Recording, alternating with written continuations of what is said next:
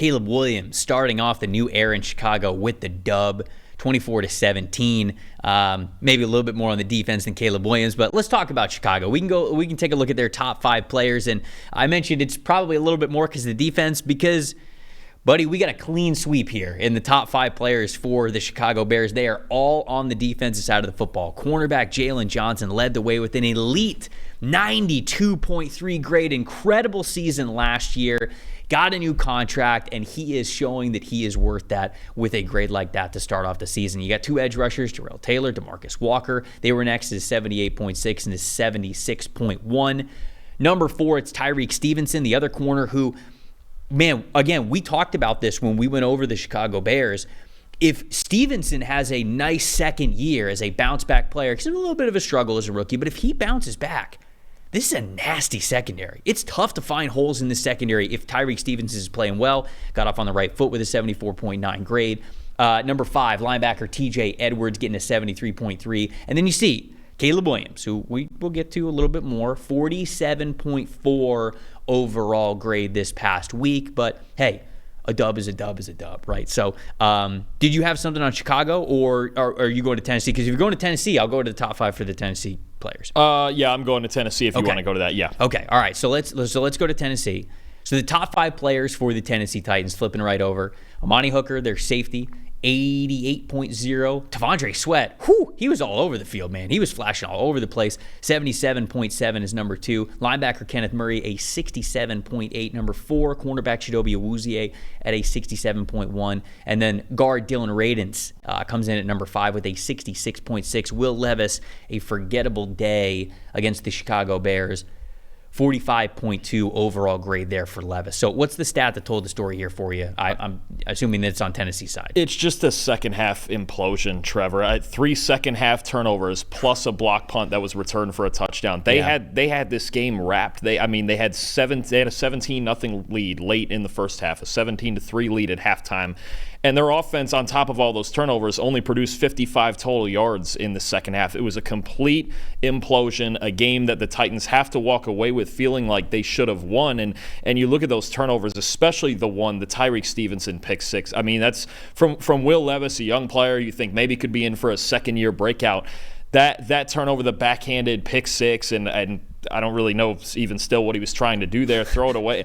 He was trying to give us one of the greatest memes of the season, honestly, with the mid-play surrender cobra is one of the most incredible things you're ever going to see. It's stuff like that that's inexcusable. And for a player like that, who I thought through the first half managed the game very well, was it flashy? No, but they were running the ball well. He was checking it down. They were moving the chains. They were up 7. So he had him up 17-3 at halftime, and they had balance. And Tony Pollard looked good. Yeah, and you just can't, for a team. This was the thing I worried about for the Titans, is I thought, you know what, they have enough talent to be competitive in a lot of games, but they're going to find ways to lose. They're just going to find, and yesterday they just found a way. They found a way to lose that game in all 3, really not even all 3 phases, in 2 phases, offense and special teams.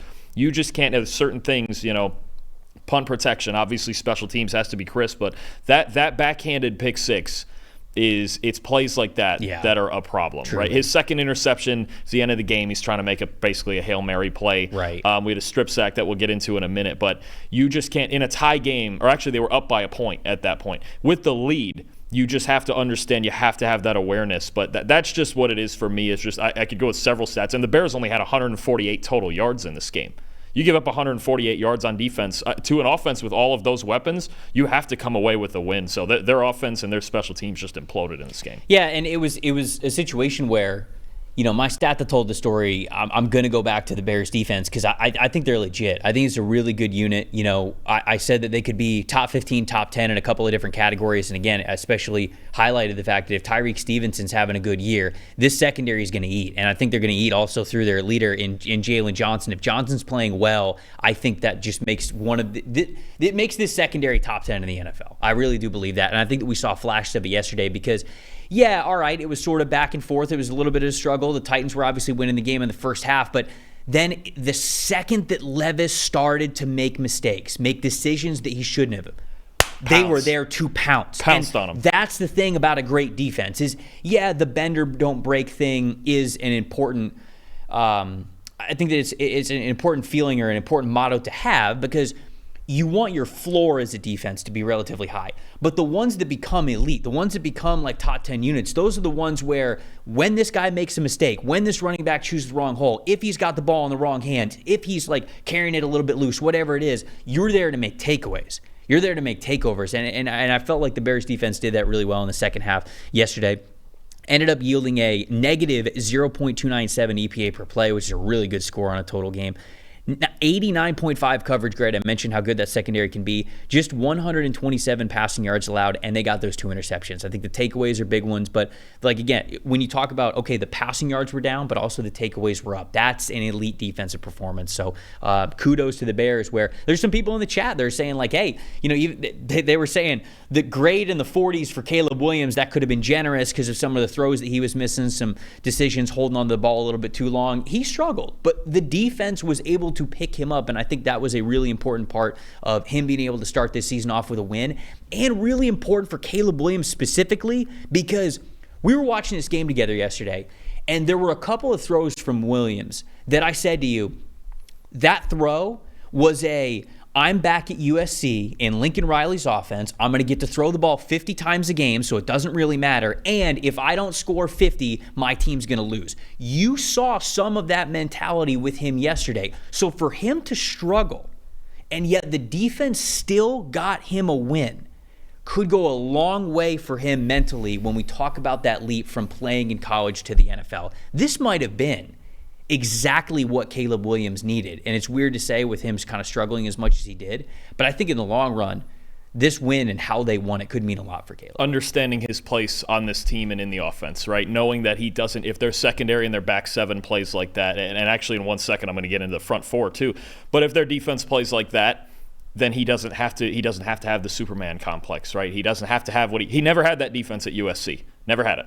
So he had to carry the team. If you have a Bears team that Caleb Williams doesn't have to carry and he doesn't have to win Offensive Rookie of the Year, you actually have a better football team. So I think you're right. It is encouraging in that sense that that they started the season this way. And I'm going to stay on your defense right here with my most impressive players. I've got 2 of them. Look, their back seven, I think they have a ton of talent. T.J. Edwards, Tremaine Edmonds, and a linebacker. You talked about the secondary, but they traded for Montez Sweat last year, but I was worried about their defensive line. They were the lowest graded defensive line in the league last year, and I need other guys to step up. Well, in this game, they had 2 other guys step up. One is DeMarcus Walker, who they signed last year in free agency, 77.6 pass rush grade. 25% pass rush win rate, 5 pressures, 4 hits on Will Levis. He was in Will Levis's lap all day. Then a very recent trade acquisition, Darrell Taylor, a similar 77.4 pass rush grade, 3 pressures, 2 sacks, including a fourth quarter strip sack of Levis that was a huge play, directly led to a field goal. If they get more depth beyond Montez Sweat, Sweat didn't have his best game in this game. If they get more depth with guys like Walker, with guys like Taylor, with somebody like Austin Booker, who we talked about before, now you've got a really dangerous defense. And not just a top 10 secondary. You start talking about a top 10 defense, maybe a top 5 defense, if they get more depth of this pass rush and they get Sweat going. Guys like DeMarcus Walker and Darrell Taylor can turn this. They can turn this into an elite unit. Yeah, because I can't remember if you mentioned it because I was looking at something. Did you mention that? I think Sweat had the lowest pass rush grade amongst like the starters. I think that's correct. I think he had the lowest pass. And if you can be as effective as they were on defense with Sweat, who it felt like was carrying that front seven last year. Well, you suddenly can't slide protections. If you have one great pass rusher, right? Yeah. You suddenly can't slide protections. We saw this with the Browns back when they picked up Zadarius Smith, when it was, everything slides towards Garrett, right? Well, you can't just slide it towards Garrett when you have talented guys on the other side. The Bears are working with the same formula right now. If these guys perform, you'll see in future weeks now, then Montez Sweat stats will start to come back because he's getting one-on-ones now. But guys like Walker and Taylor winning one-on-ones are going to be massive for this team, for this pass rush. 1, to get the depth and threats from all sides, and 2, so you just can't slide protections. It's going to be huge this coming week against Houston, having that depth instead of just one guy who Laramie Tunsil is going to shut down or whatever. That's massive. The depth in the pass rush, in a team's pass rush, needs to get talked about as much as just that one guy that they have, that star player. Real quick, most disappointing, because then I'll get to my most impressive and disappointing. I actually just have both quarterbacks. Okay. It was an ugly game for quarterbacks. It was a struggle. Will Levis, 29.9 passing grade, 3 turnovers, especially the interception on the backhand was just bad. And for Caleb Williams, struggles working downfield, just 2 for 6 on 10-plus yard throws. And I thought it was interesting, just 9 for 20 21 on throws to his first read. I think just picking up things a little bit quicker, like even in the preseason, he had an extremely long time to throw. He was leading the country in time to throw, I think a couple of times when he was at USC and even in Oklahoma. Speeding up the process and getting those reads and just getting your feet set and making those first read throws, because that's where most of your throws are going to. So speed it up, make accurate throws in a little bit more of a rhythm, and he could get better. My most impressive, Jalen Johnson, I already mentioned, stud, 92.0 coverage grade. 3 targets, 1 reception allowed. It went for -2 yards, had a forced incompletion, had an interception. He was absolutely locked down. And then the most disappointing, honestly, was Keenan Allen. Like, I thought this chemistry would be a little bit better, especially as the veteran in the room. Now, obviously, you got DJ Moore, who's a veteran himself, but Keenan Allen's been doing this a long, long time, and I felt like his chemistry with Caleb Williams would be a strong one. He only caught 4 of 11 targets on the game. He had a 28.4 wide receiver usage threat. So they were trying to make this happen, and it just was not yielding any results. Only 29 receiving yards and a 58.7 receiving grade for Keenan Allen. So looking for that to be a little bit stronger moving forward, especially because it seemed like that was a part of their game plan, and they kind of need that.